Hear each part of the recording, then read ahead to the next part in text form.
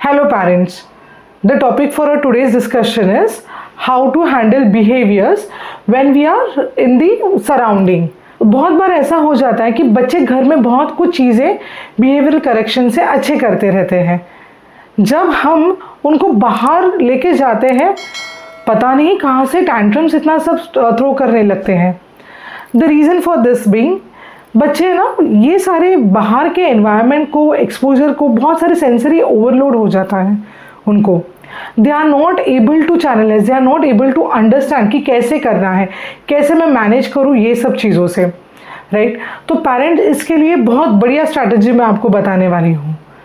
आपको हर वक्त एक एग्जाम्पल पकड़ना है, हर वक्त एक ही चीज़ के लिए करेक्शन करना है।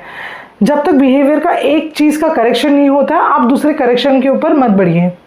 एग्जाम्पल, आपके टारगेट्स रहेंगे कि बच्चा, मैं अगर मार्केट प्लेस में जाती रहूँगी तो मेरा बच्चा बहुत समझदारी से मार्केट प्लेसेस में घूमना चाहिए, राइट, बिना किसी टैंट्रम थ्रो किए हुए।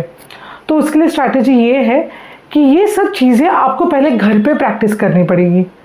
घर पे एक एनवायरनमेंट क्रिएट करना पड़ेगा कि जहाँ पे फादर बैठे हैं, बच्चे के पिता बैठे हैं जो टोमेटो का स्टॉल लेके बैठे हैं, बच्चे का भाई बैठा है जो कुकुम्बर लेके बैठा है, कोई तो एक। सो आपको एक चीज़ मार्केट की जैसे मिमिक करना है घर पे, या आपको बच्चे को साथ में लेके जाना है, घूमना है।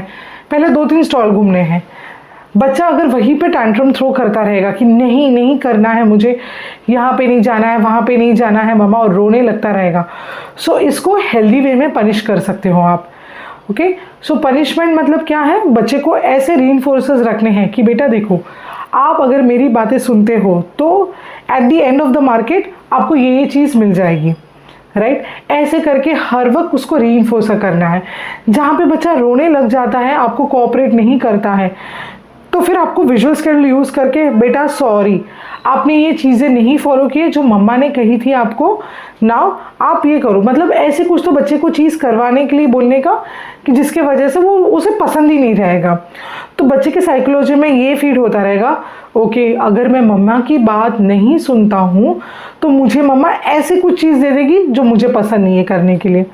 अगर मैं मम्मा की बात सुनता हूँ तो फिर मुझे जो भी चीज़ मैं चाहता हूँ वो मुझे मिल जाएगी, राइट।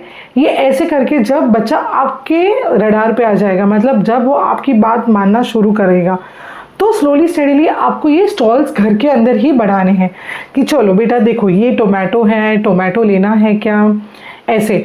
फिर देन यहाँ पे देखो भैया क्या लेके बैठे हैं, भैया कुकुम्बर लेके बैठे हैं, ये अपने को लेना है क्या, ओके लेना है, चलो ले लो। ऐसे करके इंट्रैक्ट करके थैली में डालने के लिए बोलने का। एंड देन अगेन एक तीसरा कोई तो बंदा बैठा रहेगा। ऐसे कर करके ऑलवेज प्रैक्टिस दिस, ओके। ये डेली का प्रैक्टिस करना है एक 10 दिन के लिए, जब तक बच्चा कंप्लायंट नहीं हो जाएगा वो सिचुएशन के लिए, राइट। और फिर ऐसे करके ही आपको ये एक्सपोजर ये कंटिन्यूस रखना है। And at the end of the session आपको बच्चे को कुछ ना कुछ तो रीइंफोर्स जो उसको पसंद है, और ये विजुअल स्केड्यूल की हेल्प से आपको ये सब करना है। सो इससे क्या करते हैं पेरेंट, हम इससे ना कंटिन्यूसली ब्रेन में एक फीड जाता है कि ये डेली एक्टिविटी है, ये ऐसा है, मुझे अगर मार्केट प्लेस में जाना है तो I have to be like this with my mother, बच्चे के मम्मी के साथ मुझे ऐसे घूमना है, ये ऐसे ऐसे करके। जस्ट इमेजिन, ये घर है ना, घर में आप बहुत सारी चीज़ें आप एक्सपेरिमेंट कर सकते हो।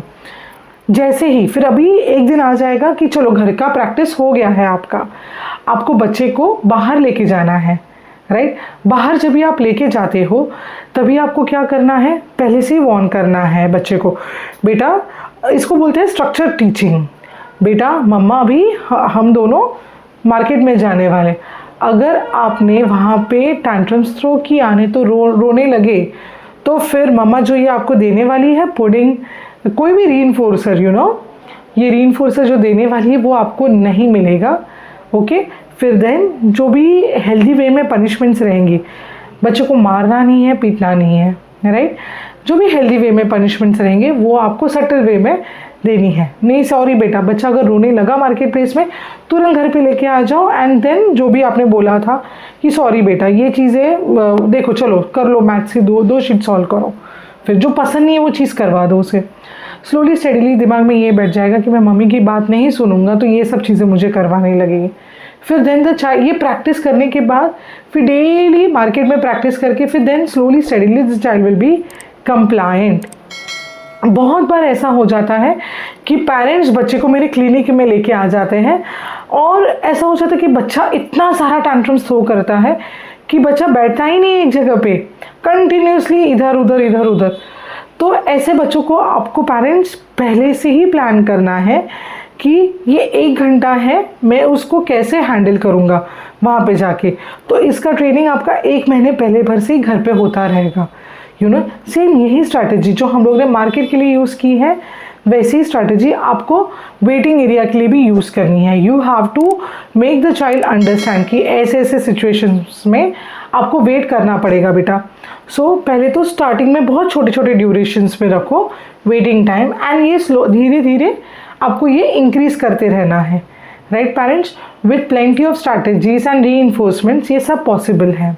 राइट, अगर बच्चा फिजिकल और मेंटली रेस्टलेस रहता रहेगा तो बहुत सारे वंडरफुल होम्योपैथिक मेडिसिन है जो आप दे सकते हो। Rhus tox is one of the best medicine जहाँ पे फिजिकल रेस्टलेसनेस, जहाँ पे बच्चा इधर उधर दौड़ता रहेगा ना, उनको हम देते हैं। एंड आर्सेनिक एल्बम, जिनको बहुत सारा मेंटल रेस्टलेसनेस रहता है, बच्चा कंटिन्यूसली क्या करूँ, अब मैं क्या करूँ, ये होने के बाद क्या चाहिए, ये चाहिए वो चाहिए, ऐसे कंटिन्यूस करता रहेगा, तो हम लोग उसे आर्सेनिक एल्बम देते हैं। येस ऑफ कोर्स पेरेंट्स, ये सब डोसेस जो हैं ये होम्योपैथिक मेडिसिन है। हालांकि इनका कोई भी साइड इफ़ेक्ट्स नहीं है, but it has to be given under supervision. I hope parents this tip was helpful for you. Thank you, and feel to ask me questions in the comment section. Thank you, parents.